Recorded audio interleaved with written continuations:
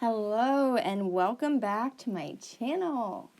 So today I'm going to be doing a Beam Paints review with their full spectrum birch palette. This one has all the greens in it. And I found out some really cool things about these paints when I was perusing their site.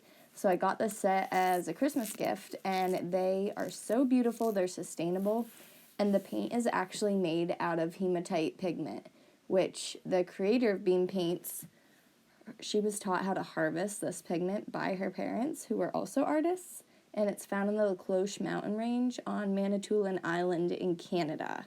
So very cool. These palettes are also refillable, so you don't have to throw it away once you're finished, and you can buy more paints on their website. I'm going to show you how they look on paper, on my watercolor paper. I love using them for floral leaves so far, and I have used them in some of my floral paintings, like right here.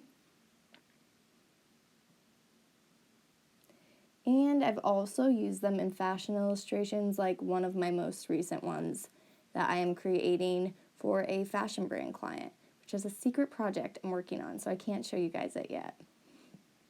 So here's my paper. I'm going to pull out my sketchbook, and I'm going to just show you different swatches of each of the colors, just so you can see how vibrant they are. I'm going to be using my Princeton Heritage watercolor brushes. This one is the number 3 round brush, probably my favorite brush to use, and I'm going to show you with that. So first we're going to start with the lightest green, this mint green. Put it in right here.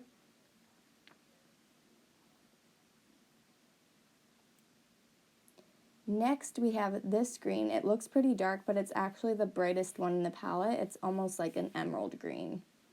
The third green is almost like a forest green, very dark and deep. The fourth green on the palette is a bright light green, almost like a pea soup.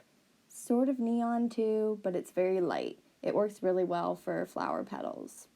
Not flower petals, it works really well for flower leaves. The fifth green is a little darker than the forest green, but it's also very pretty, very dark, and just probably one of my favorite shades of green. So that's all 5 of the colors, and these really impressed me. I am typically a straight out of the tube watercolor artist. I love a more buttery consistency of paint, but with these I was also actually able to still get that buttery consistency even though the watercolor is dry before painting and you have to add some water. If you rest your brush there on the palette, you can get a really buttery consistency. I will definitely be buying more of this paint, and I would love to experiment more with it and see how it enhances my artwork.